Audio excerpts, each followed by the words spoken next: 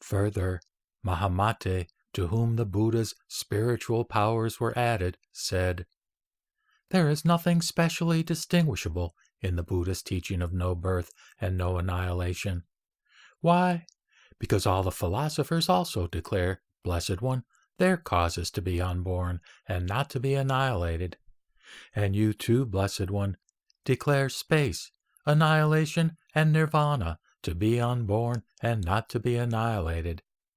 The philosophers declare, Blessed One, that the world rises from causal agencies and causation, while the Blessed One too declares that the world takes its rise from ignorance, desire, deed, discrimination, which work in accordance with the law of causation. Both thus refer to causation, the difference being in names only. So, with the rise of external objects, both you and they assume external causation. Thus, there is no distinction between your teaching, Blessed One, and that of the philosophers. With them, there are 9 substances which are regarded as unborn and not to be annihilated: atoms, Supreme Soul, Isvara, Creator, etc. While, Blessed One, you assert that all things are neither born nor annihilated, as their being and non-being is unattainable. Now, as the elements are indestructible, their self-nature is neither born nor annihilated. While following various courses of transformation, what constitutes their essential nature is not abandoned. Though your notion of the elements may differ in form, Blessed One, it is what has been imagined by all the philosophers as well as by yourself. For this reason, this teaching of yours has nothing distinctive. If there is anything distinctive by which the teaching of the Tathagata excels that of the philosophers, pray tell me.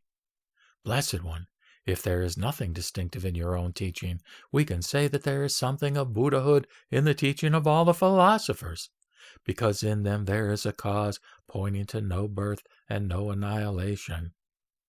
It was declared by the Blessed One that many Tathagatas are not born simultaneously in the same district in one world.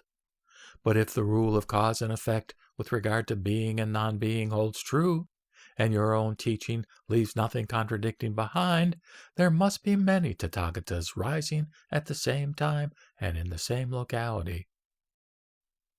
The Blessed One said, Mahamate, my teaching of no birth and no annihilation is not like that of the philosophers, who also speak of no birth and no annihilation.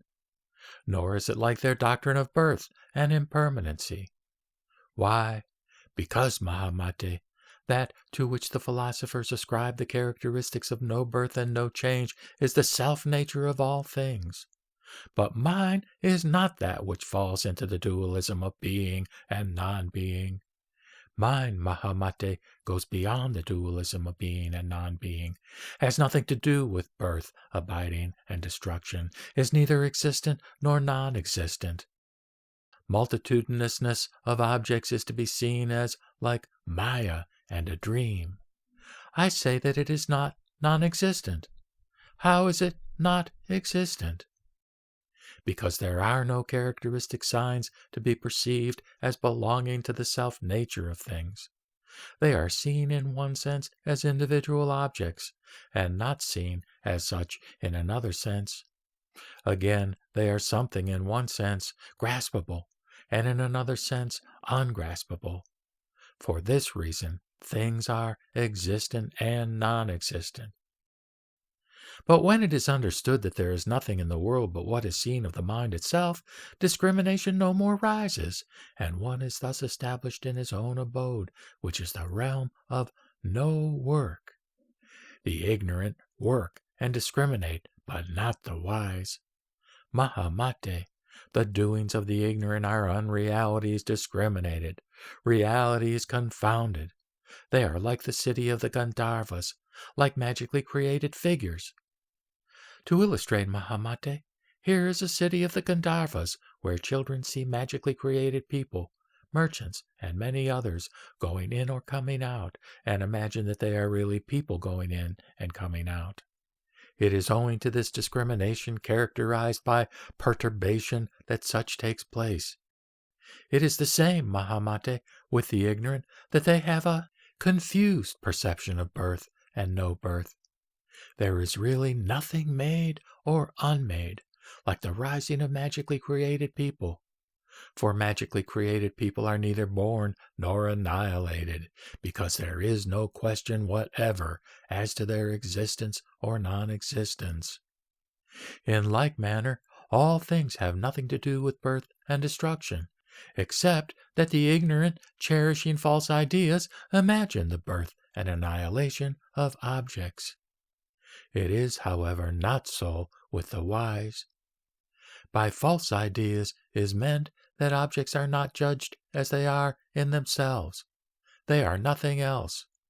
When reality is discriminated other than it is, there is the clinging to the idea that all things have their self-nature, and what is alone by itself is not seen.